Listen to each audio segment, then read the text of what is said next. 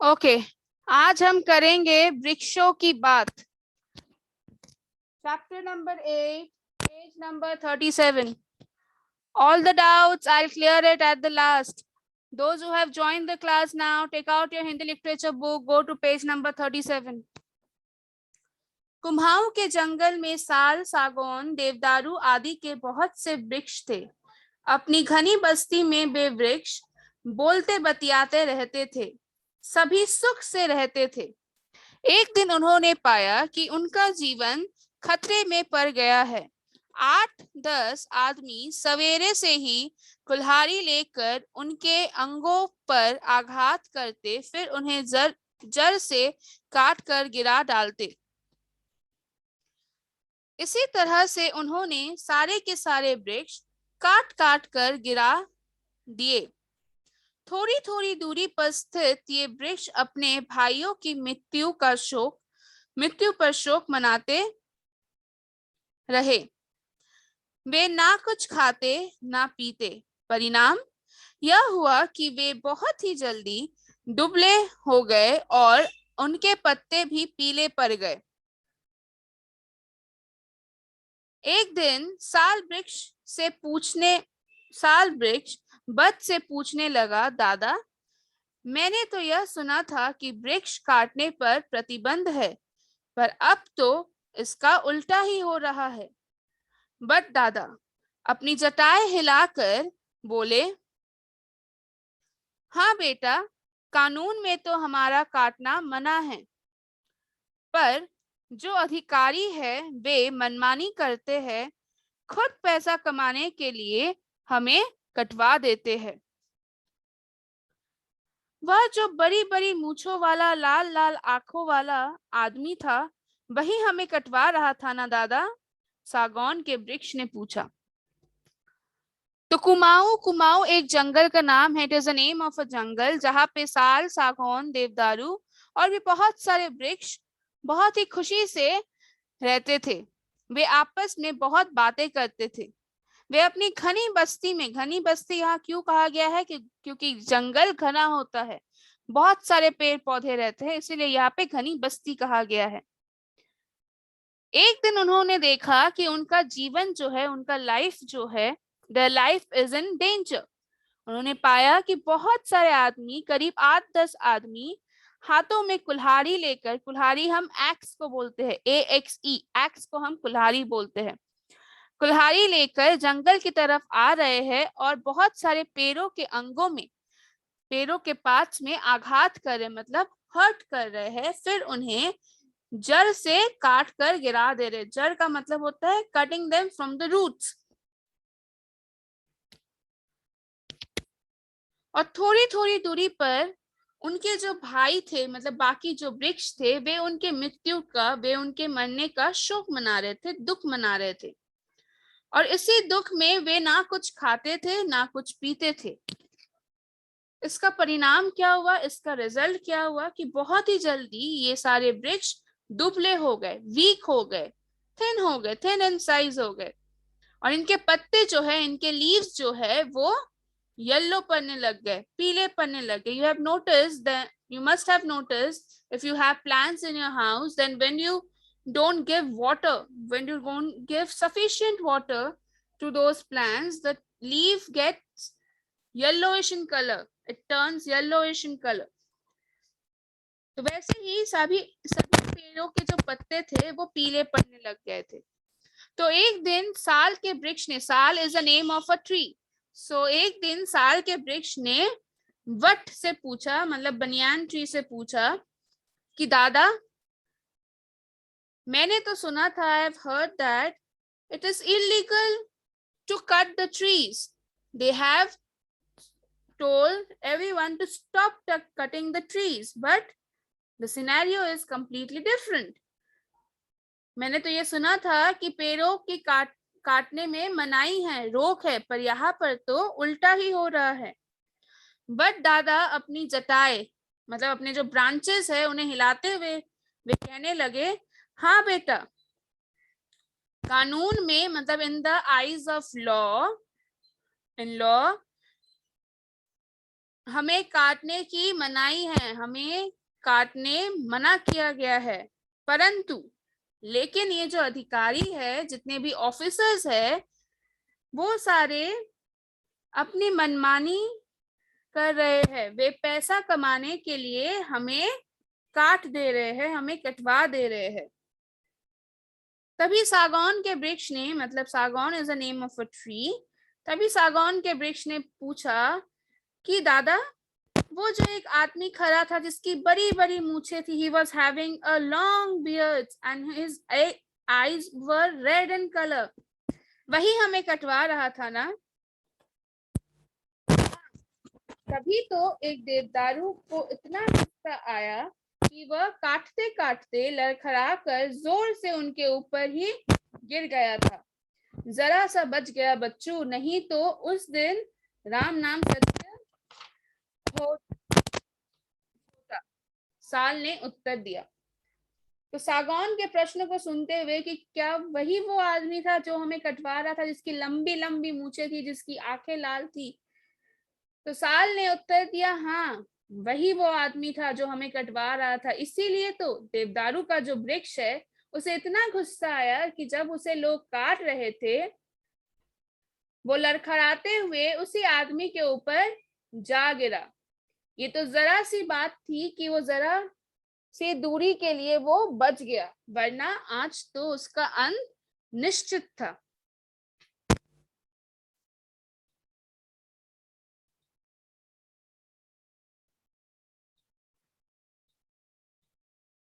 Turn the page.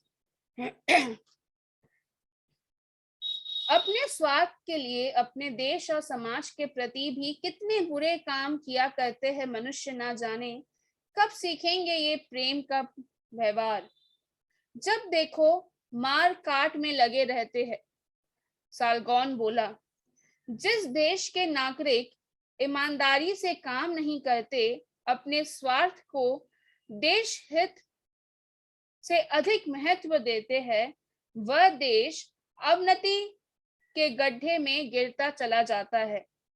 What दादा कुछ गंभीर होके बोले, हमें काटने का कुक्रम भी जल्दी ही इन्हें भोगना पड़ेगा। देवदारू गुस्से से भड़क कर बोला। वह कैसे? नन्हे साल ने पूछा। अरे, क्या तुम नहीं जानते? हमारे कारण ही तो बरसात होती है, हमारे कारण ही तो ये लोग जीवित रहते हैं। देवदारू का वृक्ष बोला। सो कैसे दादा? साल ने पूछा। अरे बेटा, कहाँ तक गिनाऊं कि हम इन मनुष्यों पर क्या क्या उपकार करते हैं? संक्षेप में सुनो, गिनाता हूँ। हम दूषित वायु, जिसे मनुष्य कार्बन डाइऑक्साइड कहते हैं, उसे अपने भीतर खींच लेते हैं और बदले में उन्हें शुद्ध वायु ऑक्सीजन देते हैं। इससे ही मनुष्य जीवित रहते हैं। हम सूरज की रोशनी पीते हैं और उससे तरह तरह के खाद्य पदार्थों के रूप में बदल देते हैं।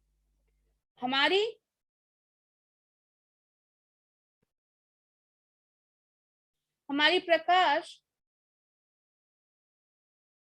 संश्लेषण क्रिया के जादू से ही उन्हें अन्न, दाल, फल, चीनी आदि खाद्य पदार्थ मिलते हैं। सबसे बड़ी बात यह है कि विधि खाद्य पदार्थों के लिए वर्षा की आवश्यकता होती है। वर्षा में भी हम सहायक हैं। तो सागौन का वृक्ष बोलता है कि अपने स्वार्थ के लिए जो मनुष्य देश के प्रति, जिस समाज में वो रह रहा है, उसके प्रति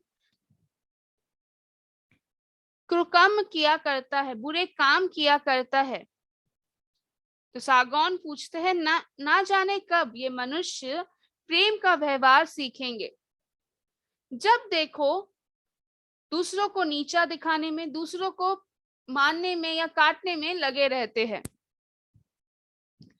तब वट दादा उत्तर देते हैं कुछ गंभीर होकर कि जिस देश के नागरिक ईमानदारी से अपना काम नहीं करते, जिस देश के नागरिक केवल अपने स्वार्थ के बारे में सोचते हैं, अपने निज हित के बारे में सोचते हैं कि किस तरीके से वो ज्यादा लाभ कर पाएंगे, उसके बारे में सोचते हैं, जो देश के हित के बदले अपने स्वार्थ को ज्यादा इंपॉर्टेंस देते हैं, वैसे वह देश अवनति के गड्ढे में, मतलब पतन के गड्ढे में गिरता चला जाता है। अवनति का मतलब होता है बुरे रिजल्ट, जो कार्य वो कर रहे हैं उसके बदले में जो उन्हें बुरा रिजल्ट मिलेगा, वैसे गड्ढे में वे गिरते चले जाते हैं। देवदारू गुस्सा होके भड़क के बोलता है,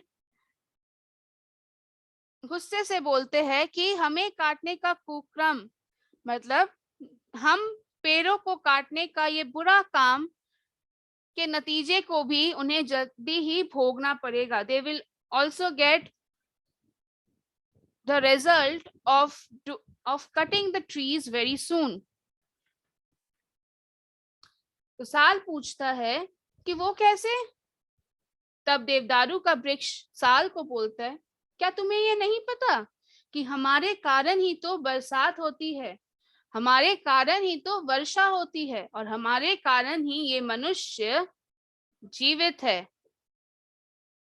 Students are instructed not to make the faces in front of their camera while the classes are going on.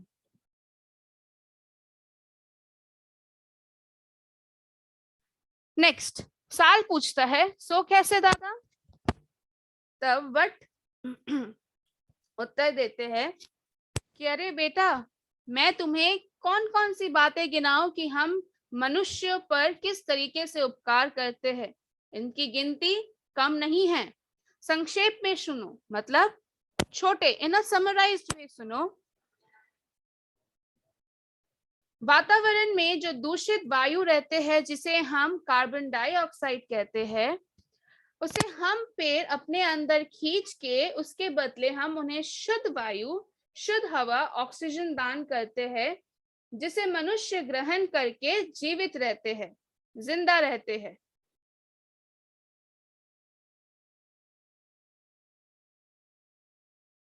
Next, हम सूरज की रोशनी को अपने अंदर खींच के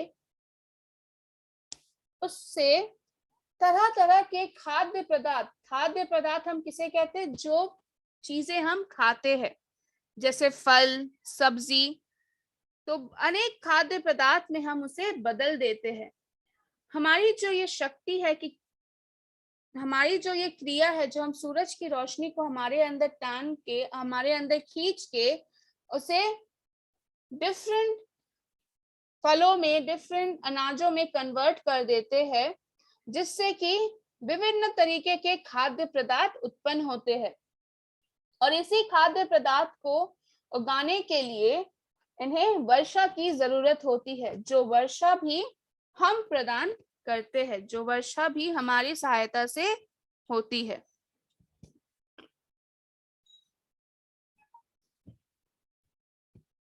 साल कहने लगा, हाँ दादा, ये तो मैं भी जानता हूँ कि हमारी पत्तियों से सूरज की किरणें भाप खींचती है, और वह भाप बादल बनकर वर्षा करती है।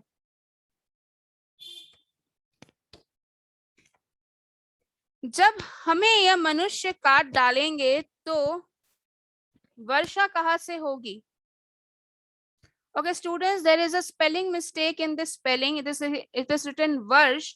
It will be varsha. It is a typing. It is a printing mistake in your book. तुम ही बताओ। और जब वर्षा नहीं होगी तो क्या ये मनुष्य भूखे ना मरेंगे? देवदारू कहने लगा। और देवदारू की बात सच हुई। अगले वर्ष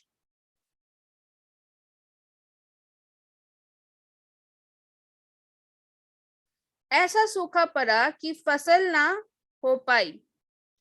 अमीरों ने तो अपने घर और गोदाम भर लिए थे, पर साधारण जनता अन्न के एक एक दाने के लिए तरसती रही। एक दिन नन्हे साल ने देखा कि बहुत से मनुष्य उनके आसपास एकत्र हो गए हैं। उनके सिर पर हरे भरे गट्ठर थे, उनके हाथों में औजार थे। वे थोड़ी थोड़ी दूरी पर जमीन खोदकर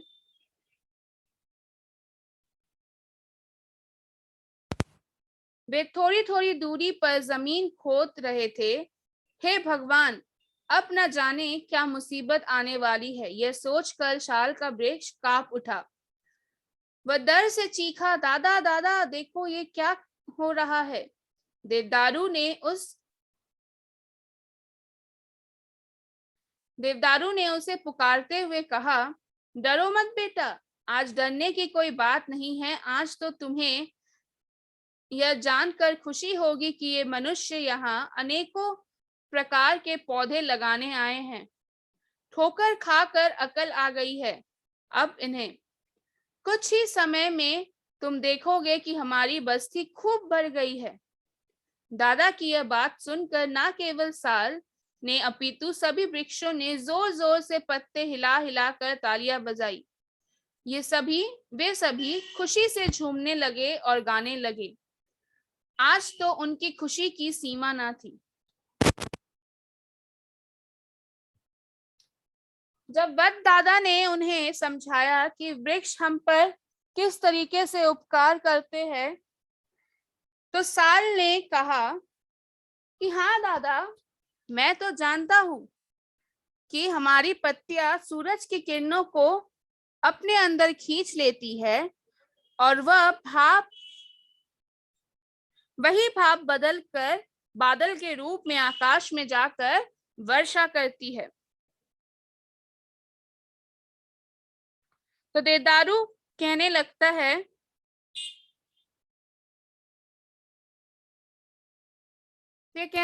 है कि अगर मनुष्य हमें इसी तरीके से काटने लगे तो वर्षा कहाँ से होगी, तुम ही बताओ। और जब वर्षा ही नहीं होगी तो फसल कहाँ से होंगे, तब ये मनुष्य भूखे ही मर जाएंगे। और अगले साल यही बात सच भी हुई। अगले वर्ष, मतलब वर्ष का मतलब होता है अगले साल, ऐसा सूखा पड़ा कि फसल ही नहीं हुई। ऐसा सूखा पड़ा कि सारे फसल नष्ट हो गए और फसल की उत्पत्ति ही नहीं हुई। जितने भी अमीर लोग थे उन लोगों ने अपने घरों में, अपने गोदामों में तो स्टोर कर कर रख लिया था, लेकिन जितनी भी साधारण जनता थी, जितने भी आम लोग थे, वे एक एक दाने के लिए, अन्न के एक एक दाने के लिए तरसते रह गए।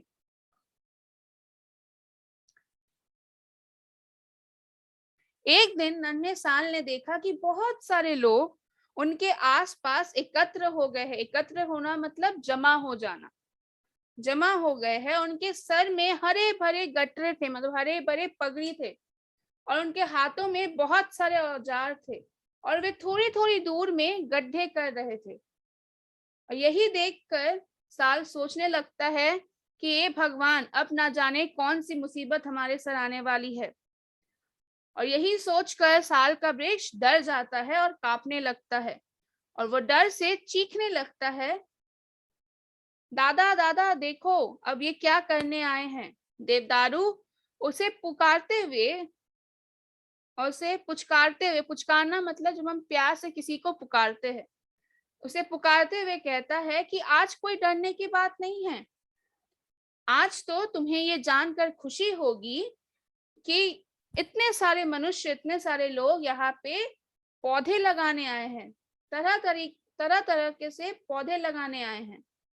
अब जाकर इनकी अकल ठिकाने आई है। मतलब ठोकर खाने के बाद, एक वर्ष वर्षा न होने के बाद, अब उन्हें पता चला है कि पेड़ों की महत्व क्या है, वृक्ष हमारे किस काम आते हैं। इसीलिए वे अपनी गलती को सुधारने के लिए यहाँ पे तरह तरीके के पौधे लगाने आए हैं। तुम कुछ ही समय बाद देखोगे कि हमारी बस्ती जो है वो बहुत सारे पेड़ों से भर गई है।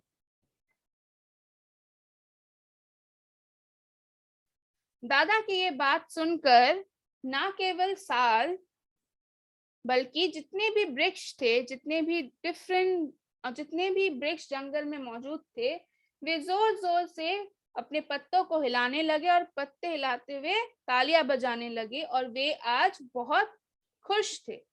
उनकी खुशी का आज सीमा ना था।